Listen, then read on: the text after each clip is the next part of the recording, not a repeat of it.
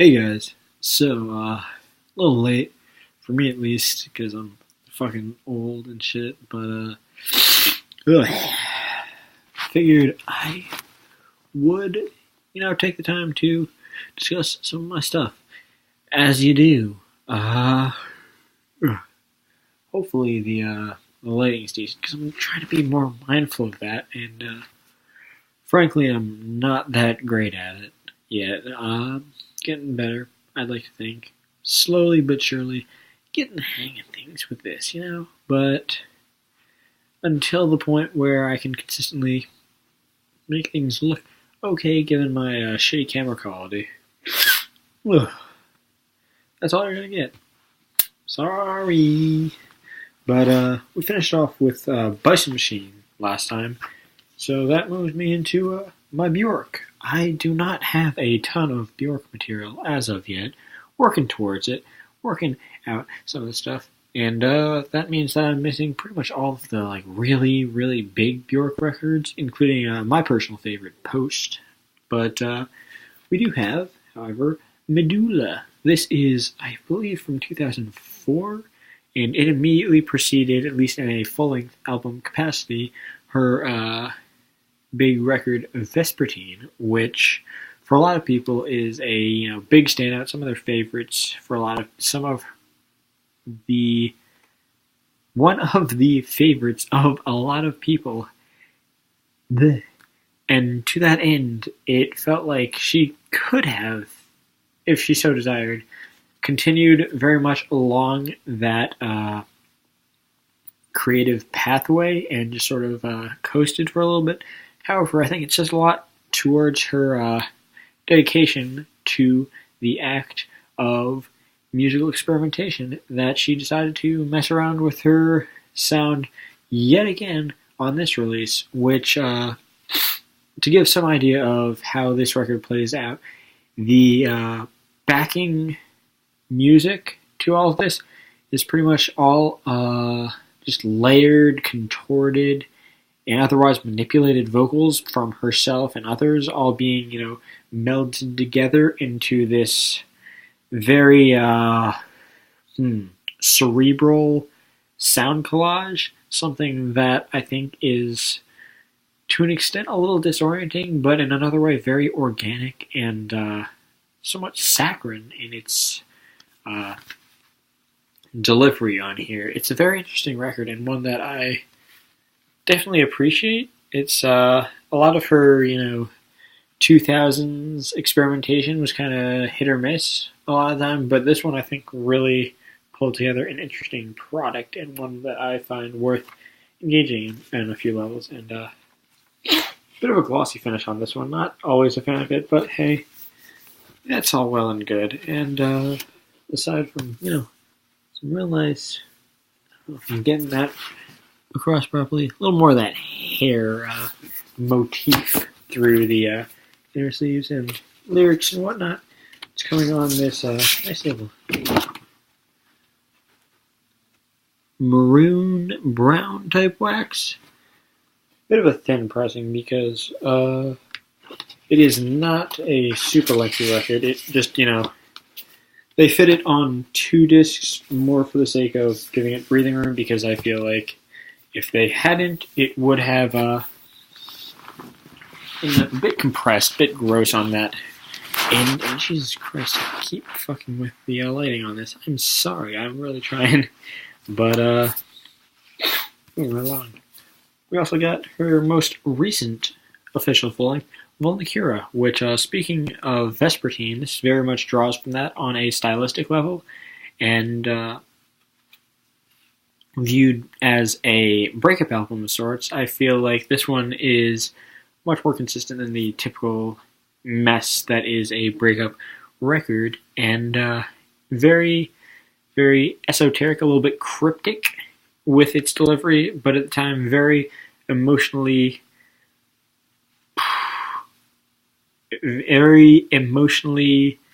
lush and driving in it. Some of her strongest work in a long time lands on this record, and it's got a bit of a weird feel to it. Some kind of weird midway point. It's got like almost a stickiness to it, not like, I don't know, it's very odd what they decided to do with that packaging, but more power to them. Got some Black Flag, My War, some classic punk rock, very solid, pretty traditional packaging. This is probably the Black Flag record that I am most familiar with, the one that I don't want to say grown up with because obviously, before my time, but the one that I guess, engaged with the most at a younger age. I started to pull back into the rest of the discography later, but this is the one that I kind of listened to the most and went back to the most. I intend to get more of their stuff, but for now, it's fine. And, packaging pretty basic, as you do with punk records. And that brings me to, of course, you got rubber. You got Black Keys with Rubber Factory, and I just might as well put it out right now. Thick Freakiness. I feel like they kind of just sort of pair together in a fairly natural way, but Rubber Factory is the bigger one of the two. Pretty well-known garage rock. Very, very simple, and I think for the best, because as we saw with their kind of progression as a group, I feel like the more they added bells and whistles to the sound, the more they tried to expand upon it into more than it was with this initial material, the spottier the results were, honestly. So, to that end, I feel it's mostly just worth getting their first two records, which are both, again, pretty basic in their pressings, but yeah. Some good old, very bluesy, very shouty garage rock. Lots of fun. Lots of good stuff on it. We move right along into Black Milk with No Poison, No Paradise. This is a fantastic cover art. Look at that. That is beautiful. Love that cover art. But this is the, I believe, 2013 record of Detroit producer and rapper Black Milk. He is, I feel, very talented as a producer. His earliest material, which feel free to look it up, it's interesting for sure, is this very soulful and wonderful combination of like boom bap and jazz rap into this really, engaging package. But as an MC, I feel like he's always been a little bit emotionally tepid in a way that has kind of turned me off of his earliest work. But with this record, I feel he pulls much more from a very deep-rooted personal place and pulls a lot of anguish and real, like, concrete emotion in such a way that it really produces some of his strongest material to date as an MC. And also, it's getting reinforced by some really nice features. I particularly enjoy the Black Thought feature, Black Thought of the Roots, and Quali Chris actually delivers what I would consider to be like the most charged performance I've ever gotten from him as an artist, because love the guy. I enjoy his material a ton, and the record he dropped this year is fantastic, but he's got this very hazy and laid back kind of abstract flow that he doesn't really pull himself out of. It's kind of like coated in malaise most of the time, but he really kind of tries to adjust it to bring something a little more concrete with this record, which is interesting to hear for sure. So yeah, pretty basic packaging, double disc, but they decided to keep it. Oh, and actually, before I forget, also very nice. So, it's very cool. So yeah, big fan of that shit. And moving on with some more rap, we got Black Moon with Into the Stage. Some yet more, 90s New York rap. This is, for me, not, of course, a classic, I would say, but something of a significant record all the same. It hits at this really interesting crossroads of the jazz rap, that traditional grimy boom bap, and even a little bit so with something of a Gravediggers style horrorcore. With the grittiness of it, it's really engaging in such a way that you can't really find anywhere else. It's something that I think, in a lot of ways, both reflected upon where the New York scene was at and kind of was a sign of where it is going, because their jazz influences on this feel like much less pronounced than they were in some of the more up and coming jazz based rap music that you'll be seeing, which I think is more the case now in that New York scene.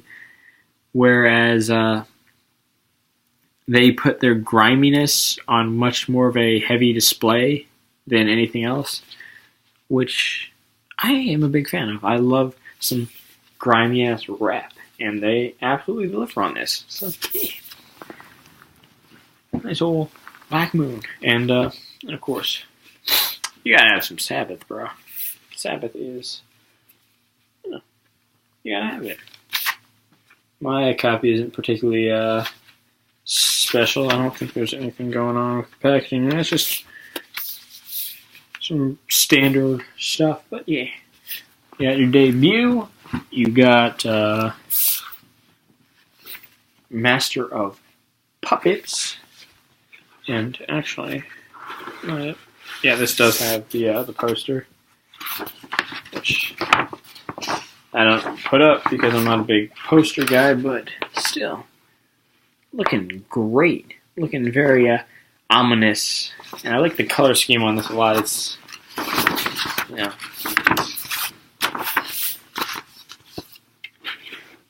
this dark sepia tone type dealio. Looks snazzy. And, of course, what you argue to be their biggest success, Paranoid. And I think my pressing is a little bit special in that while it's still only a single disc, you got a gatefold going on with another similar picture of the band.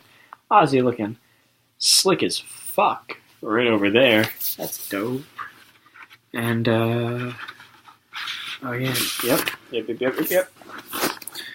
Got it on. Whoo, boy. That nice lilac wax. Nice little white snippets, diddles and doodles. I can't speak, but you should be used to it. I think there may have been some intention of rhyme the way I set my cadence there, but the lines were not quite connecting for a certain part of my body, so we didn't get there. Whoopsies. But you got some of your ugliest cover art ever. This is Blank Mass with World Eater. You got Blank Mass, World Eater. This is one of my favorites coming out of this current year, so far at least. But really interesting combination of industrial, of EDM, of vaporwave. It all falls under this really interesting blanket, and I feel like more so than anything from this artist's back catalog, both on his own and as under Fuck Buttons, I feel he pulls together something that is more focused towards creating something, a musical like weight, rather than just sort of fiddling around with electronics. I mean, as much as I think that there is stuff to pull from his past material in whatever capacity, I don't think that they were actively trying to put out a cohesive and interesting project where he seems to be like really focusing in on something unique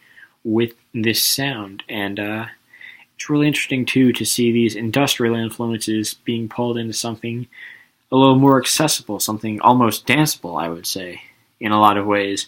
If I have any complaints about this project, I would say that some of the synth patterns he kind of tends to let sit on their own for extended periods of time without really deviating from them a whole lot. I feel like he could have, tried to vary that up in that process, but really there is a whole lot to like about this. And if you look at that, a really nice job on this wax. Nice Sacred Bones label right in there. Forgot to mention that's where this is from, but yeah, I think that this is what you should call blood red wax, because a lot of people will mark down that transparent or sort of a just straight deep red as blood red, and I feel that doesn't have quite the character to be calling it blood red. It's just a red, if you're leaving it like that. But hey, what do I know?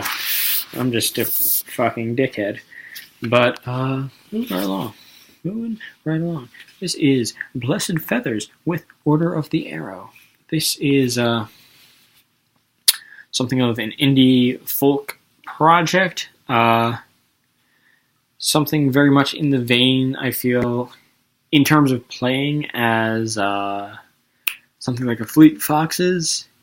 I think that especially the guitar strumming is very similar, but they pull from something, I think, a little less wholesome and hearty. They take much more of a mid-2000s indie rock kind of bombast to their material than anything, and I think that they absolutely downplay lyrics in favor of just creating a very hearty vibe with their material, which, I understand vibe is just a dirty word for a lot of people nowadays, but I think that there are definitely artists that can do it well, and this was one such artist for me. And came on this nice little mint sort of wax. It's got a nice little, I don't know if it's coming out right there, it's pronounced too well, but some nice little blue streaks running through it. Nice pressing, a little thin, but of course it is a pretty succinct little record compared to, and if you'll give me just a moment to sneak this guy back in the sleeve, their follow-up, or rather, their, what they call it? Blueso, yeah.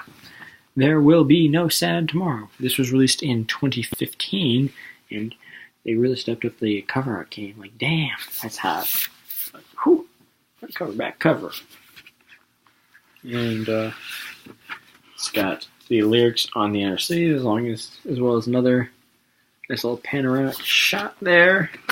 It came on, little pinkish purple wax.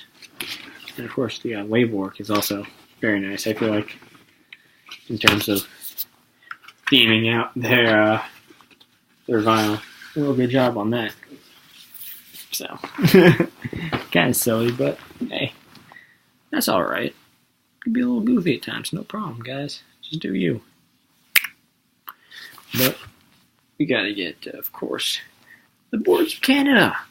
Big ol', significant ambient record. Very, it hits on that level of subtle yet dense that you've got to appreciate with their work. I feel that this record lays such an important foundation for dudes like Tim Hecker and so forth that you just can't deny how great it is. This is something that you can listen to 5-10 times and still if you really key on different things, you can pick up oh, look at that synth patch, or this texture. It's whoa, it sparks up, and it's wow. There's so much to unpack with records like this, and it's just fantastic listening to them multiple times. So yeah, this is how you do ambient. This is how you do ambient stuff, guys. Good. Good. Sometimes you can't you can't talk too much about it because you'll just overthink it. But yeah, yeah, fucking boner bear with good ass shit, good ass job. That's he did it before Kanye. That's what he named this record.